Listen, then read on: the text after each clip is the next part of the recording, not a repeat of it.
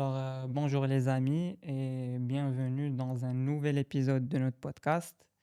Lyouma, on a l'honneur d'avoir parmi nous un docteur qui m'est très cher, un de mes mentors en implantologie, docteur Mohamed Taïf, une référence en chirurgie et en implantologie orale au Maroc et bien au-delà. Alors, euh, Déjà, docteur Taïf, merci d'avoir accepté l'invitation. Merci de m'avoir invité. Ça me touche beaucoup. J'espère qu'on va passer un bon moment ensemble et puis qu'on va être constructif. Inch'Allah. Inch'Allah. Alors, sans trop tarder, je commence toujours par une première question. Avez-vous choisi la dentisterie par choix ou par pur hasard?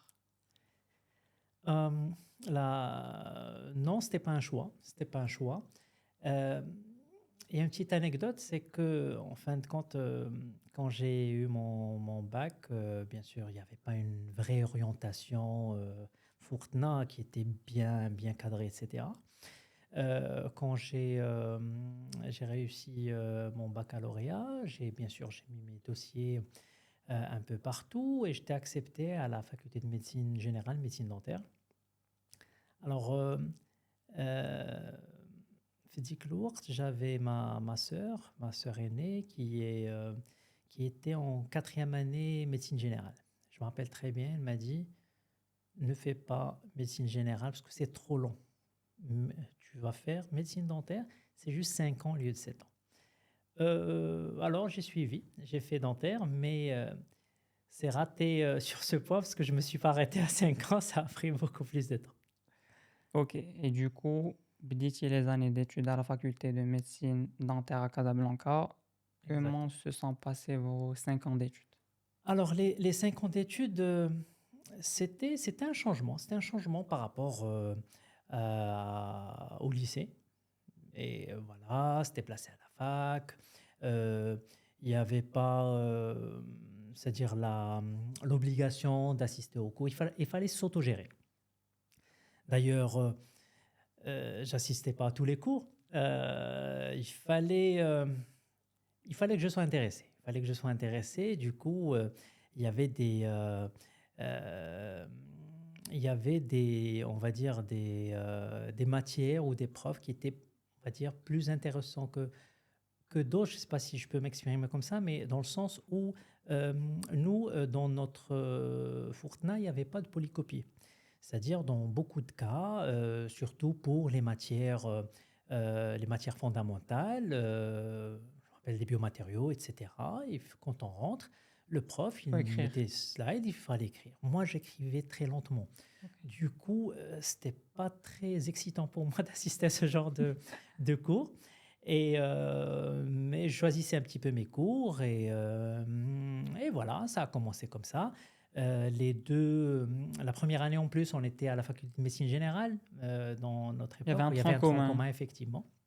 Et puis à partir de la deuxième année, on, on était à notre fac et je commençais à apprécier en fin de compte mon nouveau domaine petit à petit avec les TP. Il fallait manipuler, etc. Moi, j'étais assez bricoleur, ce qui fait c'est quelque chose qui m'attirait beaucoup. Et je crois que le changement a commencé à partir de la quatrième année. C'est-à-dire quand on a La commencé clinique. la clinique, là, ça devient plus clair. Ça devient plus clair, on a des patients.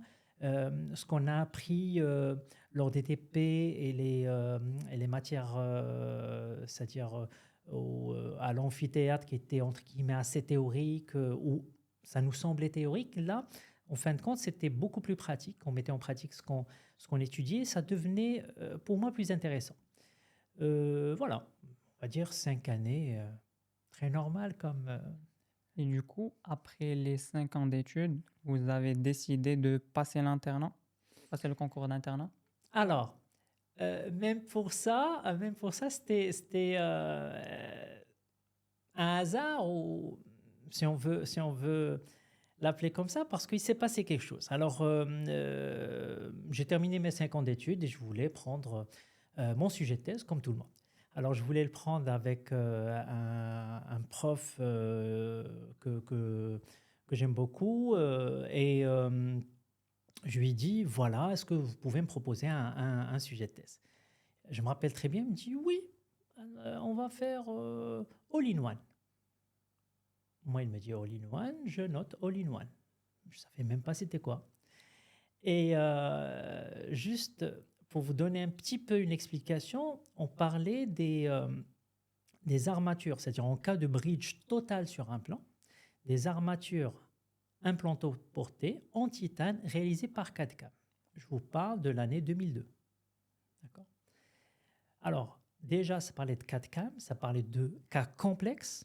Euh, pour vous donner une idée, c'est que maintenant, une des grosses difficultés quand on fait de la reconstitution supraimplantaire dans un cas complet, c'est que si on veut le faire, par exemple, avec une infrastructure métallique pour des raisons cludales ou autres, euh, il y a un grand problème technique. Le grand problème technique, c'est que si on le fait par technique de coulée à cire perdue, il y a de la déformation qui est inhérente déjà à la cire ou c'est-à-dire lors de la réalisation de la maquette. Et par la suite, quand on fait la La coulée coulée. du métal, lors du refroidissement du métal, il y a une déformation qui est inhérente à la technique et aux matériaux utilisés.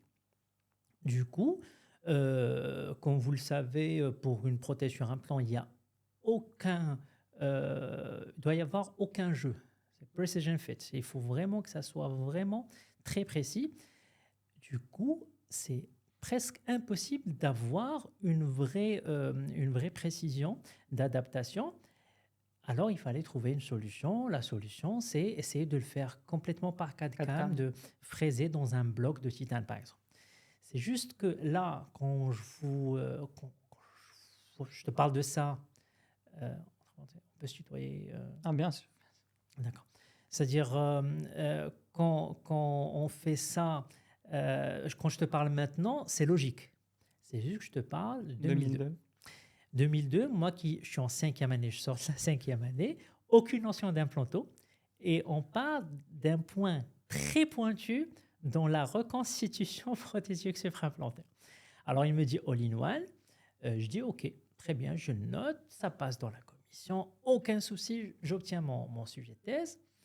Bien sûr, à la fin de la 5e année, on a tous hâte des, euh, des vacances d'été de la 5e année. Je crois que ça a marqué tout le monde, parce que tout le monde attend ça depuis la première année, ce qui fait que je prends mon temps, je voyage tranquillement, etc. À un moment donné, quelques mois passent, il faut que je trouve une solution, il faut se bouger, il faut faire de sa thèse pour, je crois, le projet, euh, c'était, je crois, je soutiens ma thèse et puis je pars en France pour un DU, 2 ans, comme mes potes, et puis revenir pour ouvrir son cabinet.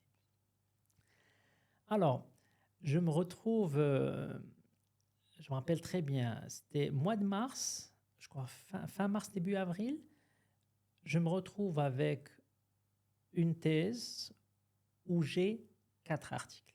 Le premier article a été publié en 2000. C'est-à-dire, avec 4 articles, on ne peut pas faire une thèse. C'est impossible. C'est no way. Je n'avais que 2 solutions. Je n'avais qu'une solution. C'est qu'il fallait que j'attende le mois de septembre pour attendre la nouvelle commission de thèse pour prendre un autre sujet. Ok. C'est-à-dire, pour moi, année blanche. Voilà, j'avais le moral dans les chaussettes et puis j'étais à la fac, je pars à la bibliothèque et puis je vois des amis à moi, c'est-à-dire de ma promo qui préparaient. Je dis voilà, qu'est-ce qui se passe, etc. Je dis voilà, il y a l'internat, ça passe quand? Ça passe, je crois que j'ai resté 2 mois ou 2 mois et demi, quelque chose comme ça. Et on me dit, allez, viens, passe l'internat. Je leur explique ce qui se passe, viens, passe l'internat. Alors, je me suis dit, pourquoi pas? De toute façon, je vais attendre jusqu'au mois de septembre. Et ça a commencé comme ça. C'est-à-dire, c'était assez hard parce que tu es un ancien interne, tu vois comment ça se passe. Préparé en 2 mois ou 2 mois et demi le programme, mais j'abla Tessir, et puis voilà. C'est comme C'est une ça que ça a mission commencé impossible. l'INA. Alors, c'est comme ça qu'a commencé l'internat. Je démarre l'internat et je ne laisse pas tomber le sujet de thèse. Je garde le même, Ah ouais, du coup, t'as pas changé le sujet de thèse et effectivement. il y avait d'autres articles. Heureusement, pendant les 2 années qui suivent, j'ai pu me débrouiller finalement une bonne bibliographie à la fin, parce que, en fin de compte, euh, il y a, il y a, c'était un sujet assez, le all-in-one, parce que c'est un nom commercial, ça je comprends par la suite. C'est Nobel Biocare qui a sorti ça. Et par la suite, il y avait d'autres chercheurs qui ont travaillé sur le sujet. J'ai Ok. pu, en fin d'internat, passer ma thèse. Du coup, comment se sont passés vos 2 ans d'internat? Alors, les 2 ans d'internat, c'était 2 années très spéciales et très intéressantes. Très intéressantes, pourquoi? Parce que pendant ces 2 années, on prend en charge des cas plus complexes. Voilà, on voit plus de patients, on prend en charge des cas plus complexes, et aussi il y a plein de thèmes à préparer, c'est-à-dire normalement 2 ans d'internat, si elles sont vraiment utilisées de façon judicieuse, pour moi, l'internat est la meilleure formation d'omnipratique au Maroc.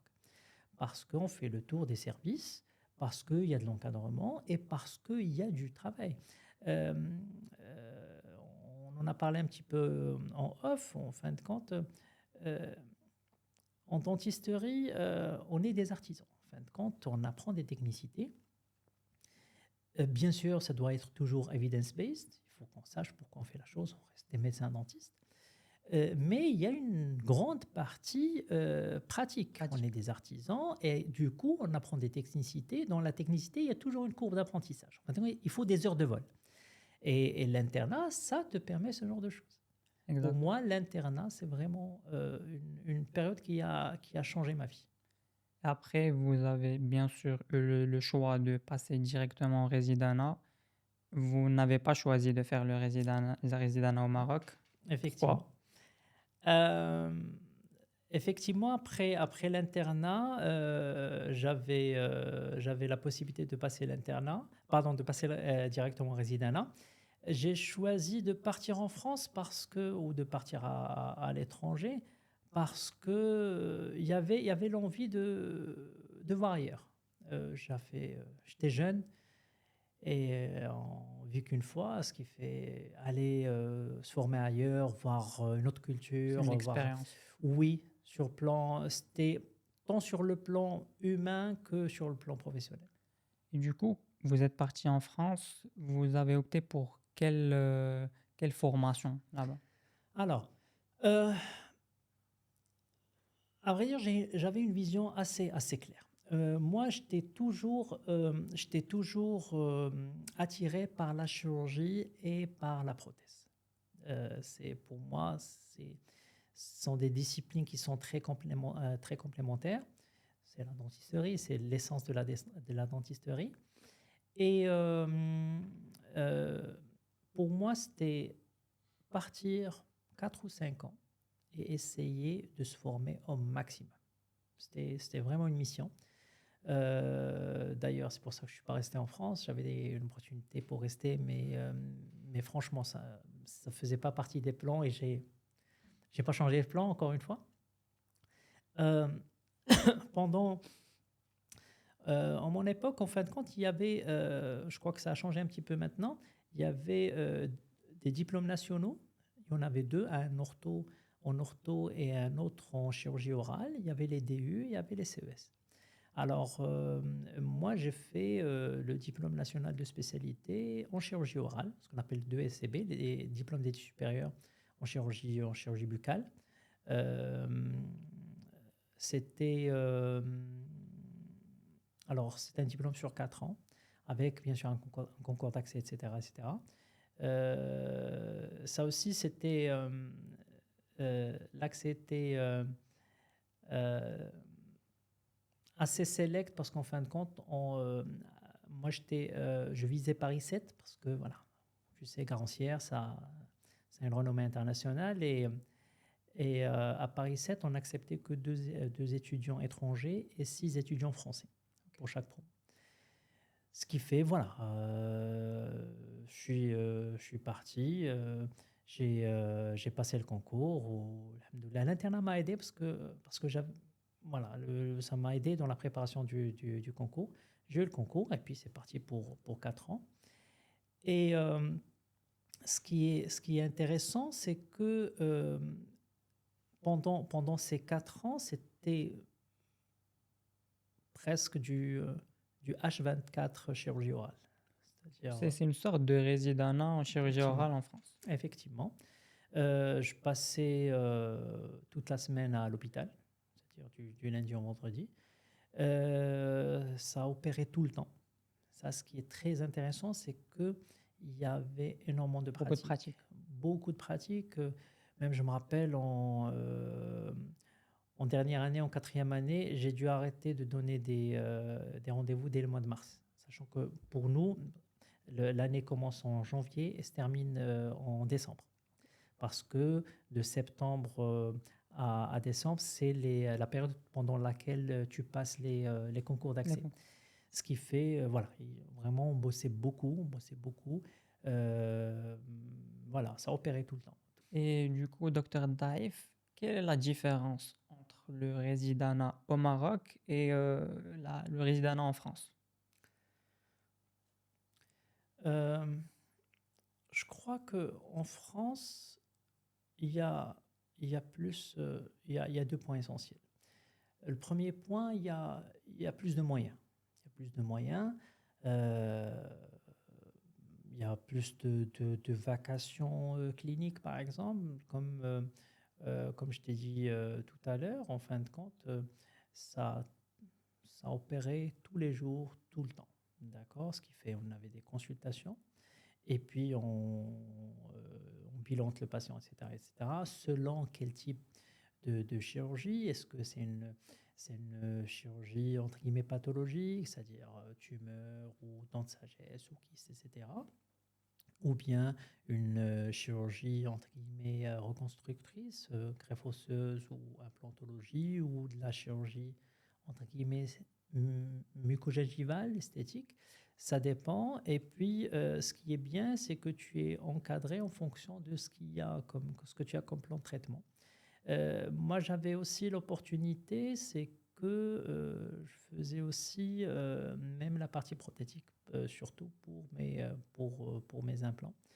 Euh, Parce que je profitais du fait parce que dans le service, ce n'est pas un service exclusif pour La la chirurgie. chirurgie, mais c'est un service, c'est un CHU, surtout parce qu'on avait deux centres de soins, l'hôpital Pitié-Salpêtrière, le service de stomatologie, et puis il y avait c'est-à-dire un service de chirurgie orale à Garancières. Alors, à la Salpêtrière, en fin de compte, c'était un open space, si tu veux, avec plusieurs profs de différentes disciplines qui suivaient les, euh, les étudiants. Ce qui fait, je profitais du fait qu'il y avait de grands noms en plus, des référents en prothèse ou dans d'autres disciplines, pour voir avec eux les plans de traitement et pour voir, c'est-à-dire ils m'encadraient aussi dans mes cas. Ça, c'était très intéressant. Et est-ce que vous vous êtes formé uniquement en chirurgie ou là vous avez fait des formations en parallèle?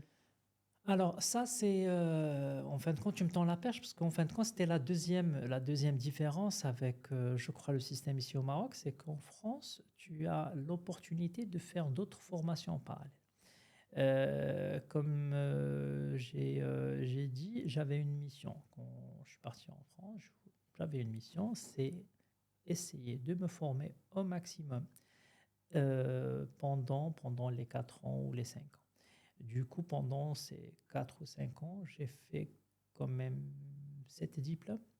Il y avait ma spécialité et puis chaque année, je rajoutais un ou deux diplômes, que ce soit des DU ou des CES ou euh, des attestations universitaires, que ce soit en chirurgie, en implantologie ou en prothèse fixée, par exemple. Ce qui fait pour avoir cette vision globale, d'un global. plan de traitement global, de réhabilitation globale, qui est très intéressante. Après vos 4 ans, 5 ans d'études en France, vous avez décidé de rentrer au Maroc. Vous aviez bien sûr l'opportunité de rester en France. Pourquoi vous n'êtes pas resté? Euh, pour une raison très simple, c'est que j'adore mon pays. J'adore mon pays. Il y a bien sûr la famille, et qui est bien sûr une des raisons principales de mon retour, mais j'aime beaucoup le Maroc, j'aime beaucoup mon pays. D'ailleurs, je me rappelle la dernière année, je suis rentré 4 ou 5 fois. C'est-à-dire, je ne pouvais plus rester plus de 2 à 3 mois en France. Et voilà, pour moi, c'était pas vraiment rester en France ou même à l'étranger, même si j'étais dans un autre pays, c'était pas vraiment dans le plan. Et moi, je suis toujours fidèle au plan. Après, vous avez décidé de rentrer au Maroc. C'était quoi la prochaine étape? Alors, pour moi, c'était simple. Il fallait ouvrir mon cabinet. Ce qui fait, j'ai ouvert mon premier cabinet, le temps de trouver un local, l'aménager, etc. Et puis voilà, on commence la vie professionnelle en privé, comme tout le monde, quoi. Ok, quand vous êtes entré au Maroc, vous avez ouvert votre cabinet. Au début, est-ce que c'était de l'omnipratique? C'était de la pratique exclusive de la chirurgie et de la prosthodontie? Ou c'était comment? Alors, en fin de compte, c'était de l'omnipratique, mais de l'omnipratique un peu, en fin de compte, un peu élargie, parce qu'au début, j'ai ouvert mon cabinet. Il y avait avec moi un orthodontiste qui gérait la partie ortho, et puis moi, je gérais toute la partie omni. Pour moi, la chirurgie orale fait partie de l'omnipratique. C'est pour ça que je parle d'omnipratique élargie, parce que cette vision d'omnipratique, elle est très importante. C'est ce qui te permet d'avoir une vision globale de ton cas, d'accord? Et de pouvoir choisir la meilleure option, le meilleur plan de traitement, parce qu'il y en a toujours plusieurs, qui est adapté à ton patient. En gros, c'est comme si, c'est-à-dire, gérer un cas, c'est comme si tu vas dessiner un tableau, d'accord? Si tu as juste une seule couleur dans ta palette, ça va être du monochrome. Mais si tu as plusieurs couleurs, tu vas pouvoir, voilà, peindre un tableau qui est beaucoup plus joli, qui est beaucoup plus riche. Si vous avez à conseiller les jeunes praticiens, jeunes dentistes, Weshimchi ouvert l'omnipratique. Je parle pas des débuts parce qu'au début ils sont obligés, mais au fil des années. Weshimchi ouvert l'omnipratique où là, l'hyperspécialisation, ils se spécialisent un truc qu'ils aiment le plus, qu'ils maîtrisent le plus. Où là, c'est quoi votre avis? Faites le sujet. Moi, je crois que c'est du cas par cas, mais même, c'est-à-dire quand on parle d'omnipratique, les choses ont changé. C'est-à-dire, pour moi, l'omnipratique, est-ce que quand je fais de la bélondo, est-ce que c'est pas de l'omnipratique? Est-ce que quand je pose des implants, est-ce que c'est pas de l'omnipratique? Non, c'est de l'omnipratique. Mm. C'est-à-dire être omnipraticien, c'est de pouvoir d'abord euh, améliorer ses skills partout. C'est-à-dire faire une formation en endo parce que il faut. C'est pas parce que je suis pas spécialiste en endo que je dois pas faire une belle endo. Au contraire, je suis obligé de faire une belle endo. Dans ce cas-là, je dois me former en endo. D'accord. L'implanto, par exemple. L'implanto, elle fait partie de l'omnipratique. C'est pas une affaire de spécialiste. D'ailleurs, si on regarde les chiffres, le nombre d'implants posés dans le monde par les omnipraticiens dépasse largement le nombre d'implants posés par les spécialistes. Et puis, il y a, bien sûr, il faut se former. Je dis jamais qu'il faut faire des choses dans lesquelles on n'est pas formé ou des choses qu'on ne maîtrise pas. Au contraire, il ne faut pas faire ça. Au contraire, il faut se former dans les différentes disciplines de la dentisterie pour pouvoir proposer c'est-à-dire à notre patient le meilleur plan de traitement. Par la suite, peut-être que je vais me dire, moi, je suis plus attiré par la dentisterie esthétique, c'est-à-dire par tout ce qui est composite, stratification, facettes, etc. Oui, ça peut être un choix, mais dans ce cas-là, on va être, c'est-à-dire, il faut qu'on travaille en équipe, c'est-à-dire, il faut avoir Un dans son centre équipe, pluridisciplinaire. oui, ou avoir des correspondants. C'est pour ça que c'est pas vraiment très carré. Il y a pas une seule façon de faire. C'est du cas par cas. C'est Mais du cas est-ce par que, cas. à votre avis, c'est possible de tout maîtriser? Le domaine de la dentisterie? Théoriquement, oui. C'est juste ça prend énormément de temps. Ça prend énormément de temps. Et moi, je trouve que à un moment donné, pendant c'est-à-dire son parcours professionnel, à un moment donné, il y a toujours une ou deux disciplines qu'on va faire plus que les autres parce que on se sent mieux, parce qu'on maîtrise plus, les raisons sont multiples. Mais tout faire, je connais des gens qui font presque tout et ils le font bien. Voilà, c'est-à-dire, il y a C'est pas plus, c'est au cas par cas. effectivement. Mais ce que j'ai remarqué, c'est-à-dire plus on prend de l'âge, plus on c'est-à-dire c'est pas de l'hyperspécialisation, mais voilà. C'est-à-dire, mais dans la majorité des cas, c'est des personnes qui travaillent dans un centre pluridisciplinaire où chacun prend, c'est-à-dire une partie du plan de traitement. Ok. Et du coup, bien sûr, vous avez ouvert votre cabinet, vous étiez jeune. Quelles sont les difficultés que vous avez rencontrées au début? Alors, déjà, le mot jeune, ça peut être, perçu comme un problème. Le fait d'avoir un visage juvénile, Ouais, ça peut causer un problème. D'ailleurs, j'ai remarqué que tous les jeunes se laissent pousser la barbe. Moi, j'ai laissé pousser la barbe plus tard, hein. Pour peut-être paraître faire genre qu'on est un peu plus âgé parce que ça donne plus confiance aux patients. Ça, j'ai vécu ça. J'ai vécu ça. Les patients, il y a le premier contact qui est important et parfois quand on donne l'air d'être jeune ou quand on est jeune, veut dire inexpérimenté ou veut dire qu'on ne va pas bien soigner nos patients. Euh, ça peut être perçu comme une difficulté. Par la suite, au cabinet, il y a une autre composante qui est très importante et que malheureusement, dans nos cursus, on c'est pas pris en compte, c'est toute la partie management, toute la partie gestion gestion que ça soit financière ou du personnel. organisationnelle, la gestion du personnel, parce que bien sûr que un cabinet, c'est une petite entreprise. Il y a ce volet-là qui est très important, qu'on apprend à un moment donné, on se rend compte qu'il faut se former dans ce domaine. Bien sûr, il faut se faire entourer par de bons conseillers. Je crois que c'est parmi les grandes difficultés qu'un jeune peut rencontrer en ses débuts. D'accord. En نرجع شوية l'implantologie. À quel moment vous conseillez les jeunes diplômés de commencer à se former en implantologie? Très bonne question. Très bonne question. En fin de compte, se former en implantologie, ça peut se faire très tôt. Moi, je me rappelle, quand j'étais en France, on encadrait les étudiants de sixième année. On leur faisait des TP de pose d'implants et de réalisation de prothèses sur implant.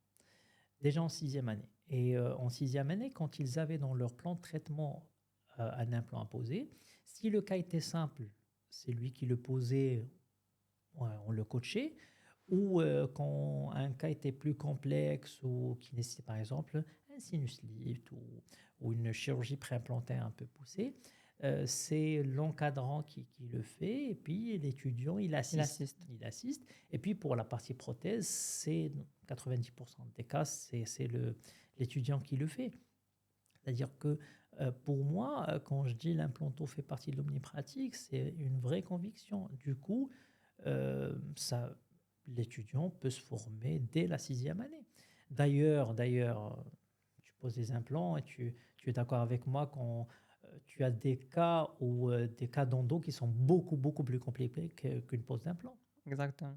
Et du coup, est-ce que vous pensez que c'est suffisant de faire de la bonne implantologie en se formant uniquement avec des DU, des formations, de la formation continue autre que le résident? Euh, L'implanto, en fin de compte, il ne fait pas l'exception. Il fait pas l'exception, c'est comme les autres disciplines, comme l'endo, la prothèse ou autre. Euh, pour moi, pour une formation, il faut trois points essentiels. Premièrement, il faut un apport théorique. D'accord. Et cet apport théorique il doit être ciblé. Il doit être ciblé et il doit être evidence-based. Ok. Deuxième chose, il faut qu'il y ait de la pratique, vu qu'on est des artisans. D'accord. Euh, il faut qu'il y ait de la pratique, d'une part des hands-on, des ateliers, sur les différentes techniques, par exemple, de pose implantaire ou tout ce qui est en rapport avec l'implanto, d'accord. Et il y a la partie coaching sur le patient, ça c'est important. Il y a un troisième point qui est essentiel à mon sens, c'est tout ce qui est mentorat. Il faut qu'il y ait un mentor qu'on doit suivre. Euh, on a tous eu ça. Moi, alhamdoulilah, j'ai eu la chance d'en avoir. Et ça, c'est important parce que il y a des choses qu'on ne peut pas voir ou qu'on ne peut pas maîtriser quand on fait une, deux ou même trois formations. Il y a des petites choses. Et le fait d'avoir un mentor, de, ça permet de faciliter, de faciliter les choses ou de gagner beaucoup de temps parce qu'en fin de compte, on profite de l'expérience du mentor. Et voilà, si on arrive à trouver ces trois composantes, euh, la formation, elle est bien. Sachant qu'il y a un point essentiel, c'est que ça dépend aussi et surtout de la personne qui se forme, de sa motivation, de son abnégation, de l'effort qu'il va fournir pendant la formation et après la formation, parce que là, pour n'importe quelle discipline, la formation, c'est la base. C'est-à-dire, c'est comme si je vais te donner le permis de conduire, mais par la suite, voilà, rien ne garantit que Tu tu vas vas pas casser la faire voiture. d'accident.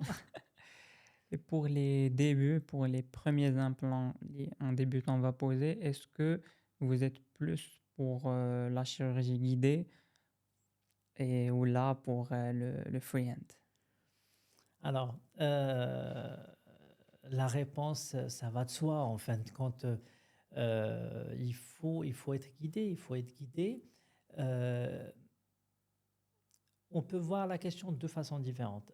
Pour faire une chirurgie sans guide, surtout au début, pour moi, c'est un suicide. Pourquoi? Parce que surtout en implantologie, euh, il y a une composante essentielle qui va soit faciliter le cas, soit rendre le cas complètement difficile, c'est l'axe implantaire.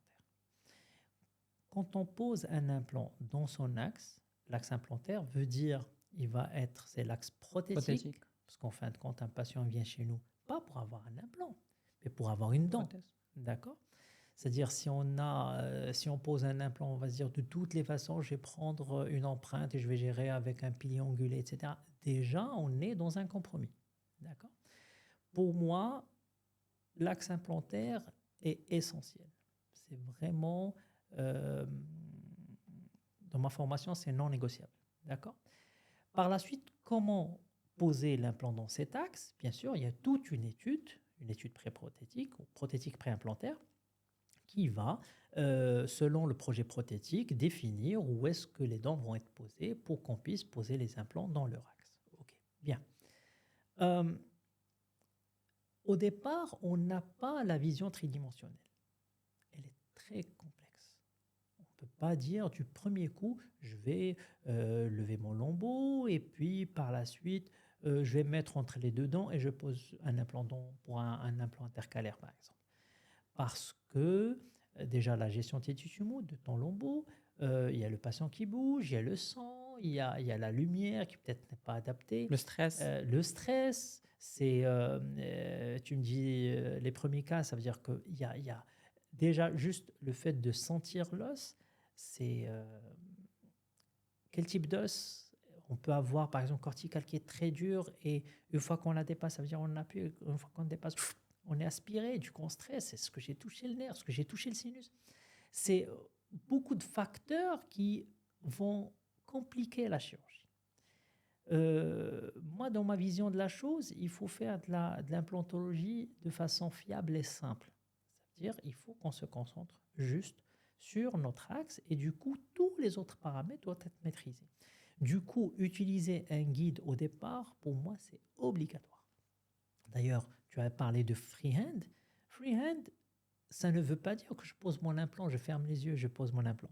En fin de compte, c'est par exemple si je pose dans un espace intercalaire, je ne pose pas comme je veux, parce que freehand ne veut pas dire comme tu veux. En fin de compte, tu prends des repères anatomiques pour pouvoir placer cet implant. Ces repères anatomiques que normalement tu as pris en considération pour réaliser ton guide chirurgical. C'est-à-dire même dans une freehand, tu es guidé. Tu es Exactement. guidé par l'anatomie. Exactement. C'est ça, en fin de compte, ce petit point qui fait toute la différence. Euh, Et alors, on est toujours guidé. ouais. Docteur Daif, on sait très bien que vous animez plusieurs conférences, des masterclass. Vous avez créé votre centre de formation. Et du coup, comment vous avez eu l'idée de passer vers la formation continue? Alors, en fin de compte, effectivement, quand je suis rentré au Maroc, je donnais régulièrement des conférences. J'étais sollicité pour donner des confs et animer des ateliers dans des congrès. Et à la fin, j'avais toujours des confrères qui me disaient, est-ce que tu donnes une formation? Est-ce que tu as une formation? Euh, je me suis- Ça ne m'attirait pas beaucoup parce que déjà le cabinet me prenait beaucoup et je me disais faire une formation pour avoir une formation de plus, ça ne sonnait pas bien, franchement. Euh, Par contre, je me rappelle, c'était lors du premier congrès africain d'implantologie et pendant la pause, j'avais des confrères qui m'ont approché. En discutant avec eux, on pose la question. Je dis non, je ne donne pas de formation. Et un, il me dit, ça m'a marqué, il me dit, moi j'ai fait 3 ou 4 formations, mais je ne pose pas d'implant. Ça m'a marqué. C'est-à-dire comment on peut faire plusieurs formations sans poser d'implant. Du coup, je me suis dit, allez, peut-être il faut donner un coup de main. Il faut essayer de sortir une formation qui soit plus pratique ou bien plus adaptée à la pratique au privé, au cabinet dentaire. C'était ça le début. Et du coup, ça a façonné complètement la philosophie de ma formation où j'ai essayé de suivre les 3 points dont on a parlé tout à l'heure. C'est-à-dire, dans notre formation, il y a une partie théorique qui prend la matinée, c'est-à-dire la plage horaire la plus courte, où il y a des cours qui sont très ciblés. Je laisse les après-midi pour les hands-on, parce que c'est là où on peut s'étaler, on peut aller vers les détails, etc., en essayant de voir les différences de niveau de chaque participant, les difficultés de chacun pour essayer c'est-à-dire de les aider. Et puis, il y a la partie coaching, c'est-à-dire de pose d'implant sur patient. Et puis, par la suite, ce que j'ai rajouté, c'est que parce que je crois toujours à la partie mentoring, c'est que c'est-à-dire les participants viennent m'assister dans ma pratique privée pour voir, c'est-à-dire pour apprendre aussi de ma façon de faire. Ils vont apprendre de leurs patients, des cas qu'ils vont opérer, mais aussi de mes cas. Et j'ai remarqué que franchement, ça avait un grand plus pour la formation. Je confirme, c'est une formation magnifique. Et du coup, est-ce que ça Merci. pourrait intéresser tant un débutant en implantologie qu'un un niveau intermédiaire ou expert? Oui, oui, parce que moi j'essaie toujours, surtout pendant le premier module, de voir le niveau de chacun. Et puis j'essaie de voir quelle est la difficulté de chacun, essayer d'y remédier. C'est un Et peu un vous travail adapter en personnalisé, fonction du effectivement. niveau. Effectivement. D'ailleurs, dans notre formation, on a eu des personnes qui étaient en soutenance de thèse, comme on a eu des personnes qui avaient 20 ans de cabinet.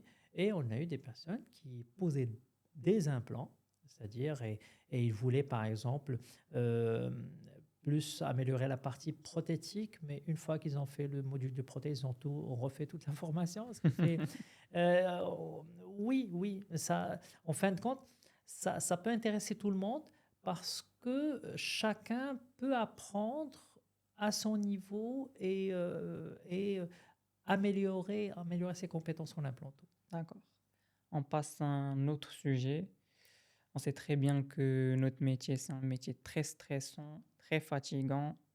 Comment vous arrivez à trouver cet équilibre? Comment vous arrivez à gérer entre votre vie personnelle et professionnelle?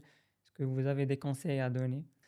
C'est vrai qu'on a un métier qui est très prenant. Trouver un équilibre, c'est pas simple. Euh, il faut être réaliste. Dans une journée, il n'y a que 24 heures. Si on travaille 6 jours sur 7, 10 heures par jour, je ne crois pas qu'on va pouvoir tenir longtemps.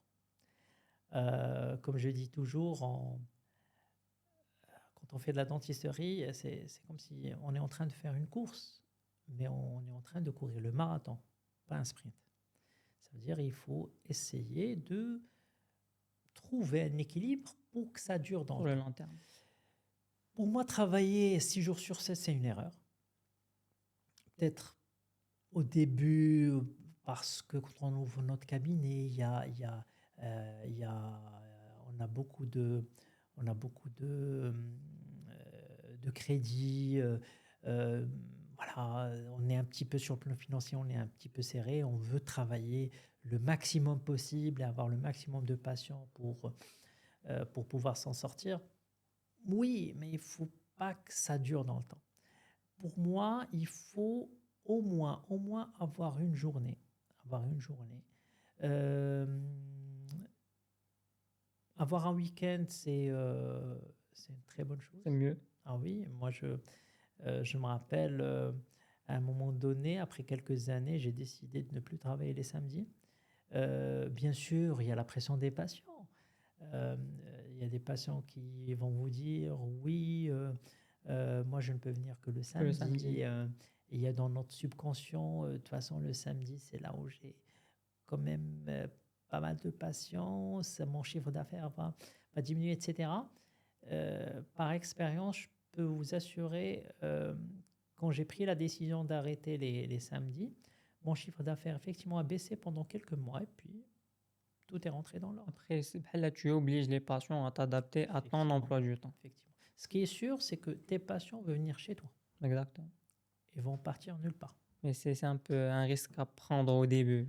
Parce que Pour moi, c'est plus un obstacle psychologique qu'autre chose. Exactement. Mais c'est-à-dire, balance, en fin de compte, il y a ta santé, il y a ta vie privée, il y a ta vie professionnelle.